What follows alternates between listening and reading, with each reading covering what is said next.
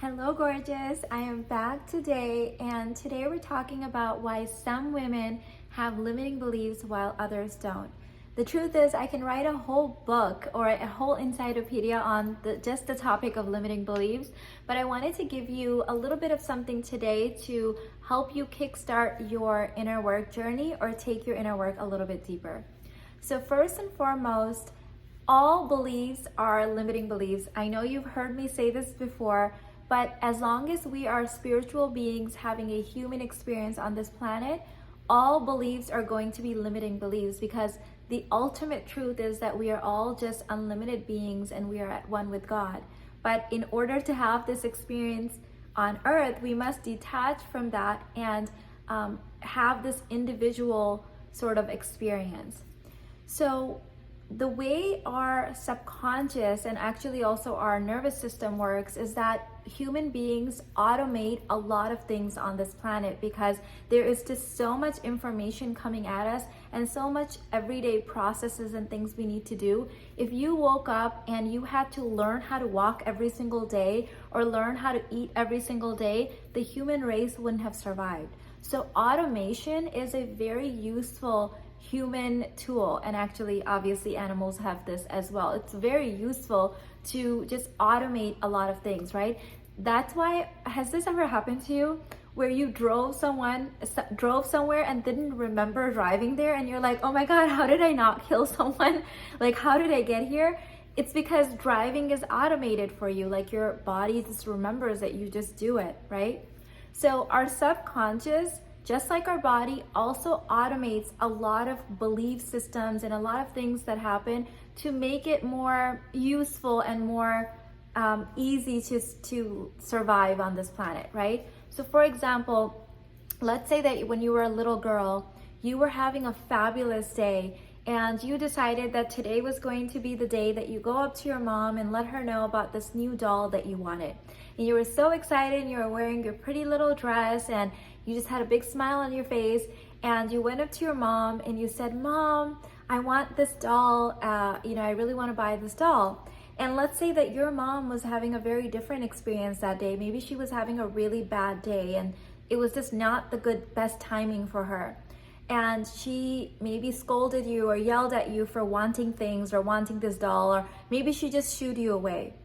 Well, because you were a child and your brain wasn't fully developed and you couldn't fully process or rationalize what had happened, maybe your subconscious just remembered and programmed in it that do not ask for things. Asking for things gets you in trouble. So this was useful according to your childlike brain at the time, and it remembered, okay, if you ask for things, mommy gets mad and she yells at you, so don't ask for things. And at that moment, you programmed that into your subconscious, and that became your limiting belief. So even though at that time you thought it was useful, 30 years later, as a grown woman, maybe you are still functioning in your life, not asking for your needs, not like letting your partner know what you really need, not letting people help you, all because at some point in your childhood, you thought this was useful information and it got programmed in your subconscious. 30 years later, it is now a very much limiting belief, because it's limiting your life experience. Because of course, as a grown woman, you want to be able to share your desires and your wants and needs and ask for help when you need it and have a full life experience, okay? So this is just a very quick and basic, kindergarten version definition of what a limiting belief is. So what we must do at any time, any point in our journey, is become aware of our limiting beliefs in various areas and expand past them. So in my Basic Babe bundle, I have this amazing 6-step process that helps you work through your core beliefs and make sure that they are still updated to what you're wanting to do. So to go back to that car example, let's say that you learned to drive in a country where you drove on the other side of the street and it was okay to run through red lights. I'm just giving you a random example, okay? And then you move to the United States where you have to drive on the other side of the street and it is not okay to drive through red lights, right? Well, whatever you learned before and it was useful at that time now must be updated. Otherwise, you're going to get a ticket, God forbid, run over people, get into an accident. Like, it's just not going to work, right? So that's kind of how it is, that even though something may have been useful at some time, we are always functioning within certain paradigms of limiting belief and must keep expanding them. Another example I like to give is about money. There's a lot of limiting beliefs about money, but even when you move past one limiting belief, if you want to go to the next level, you still must keep doing your inner work. So let's say, for example, that at some point in your life, you thought that you could not make more than $50,000 a year. For whatever reason, you thought you were capped in that because of your education or because of your niche, whatever. And you did some inner work and worked past it and started making $100,000. Well, now you went past your limiting belief of making $50,000. But the fact that you can only make $100,000 a year is also a limiting belief. That's why I say all beliefs are limiting beliefs. We all have them. You have them. I have them. The most successful people on the planet have them. Everyone has limiting beliefs because there's always going to be new levels that we must get to and work through. So now you might say, well, no, I already worked through my money and limiting beliefs. Yes, you worked through the $50,000 limiting belief and you got to 100, but if you want to make 150, you still have more inner work to do. So that's how limiting beliefs must keep, no matter where you are, they keep us kind of stuck if we want to go to the next level. The other thing I want to share with you is that limiting beliefs at their worst are really dangerous because they can really limit your life experience. If you believe that you can't have a certain type of relationships or a certain type of job or a certain type of lifestyle or a certain type of health, you're not even going to reach for them. You're not even going to try. And no, even if you did try, your subconscious, which makes up 95% of you, that's the thing, that automation part, the part that's programmed, it's 95%. The 5% of the conscious mind that goes, yes, I can lose weight and I want this, this, and this in relationships and I want that kind of a job, that's only 5%. So you can have all of the best intentions and goals, but if you have the wrong core beliefs programmed in you, your subconscious is going to self-sabotage it, not let you achieve, won't even let you see the thing that's in front of you. It will just block it. Remember, we see not what is, but who we are, what we believe. That's what we see. So for example, a woman that believes that she can't be provided for only sees the men that are not provided. Her brain filters out the many experiences around her and examples around her where men are actually providing. And that woman is walking around saying men are lame, they're not providers, they're weak, or men don't provide for me. That is a huge limiting belief of hers. That's why so many women, thousands of women that have gone through my work and my programs, when they start doing their inner work, suddenly they start making more money, having the relationship they want, losing weight, having the lifestyle that they want.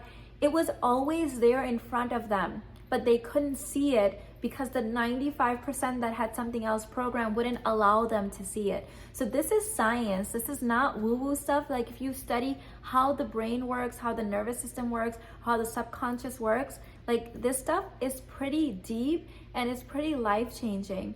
That's why inner work is so key. You can take a woman that has the wrong beliefs programmed in her and find her the perfect guy that's going to provide for her, find her the perfect diet, hand her $1 million, and a week later she's going to end up back in the situation that she was in because of her limiting beliefs.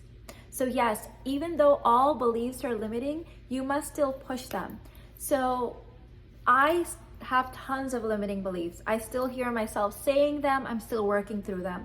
But maybe compared to someone else out there, I'm more expansive because of where they are in their journey and where I am. But someone that's way ahead of me in their inner work journey may be a role model for me because they've expanded through and worked through some of the limiting beliefs that I still have, right? So I know this is deep and it can be a lot when you've never even heard of limiting beliefs or what they are. And like I said, I can write a whole book on this topic, but I just wanted to give you a little sort of appetizer to help you understand why you may not be seeing what other people are seeing.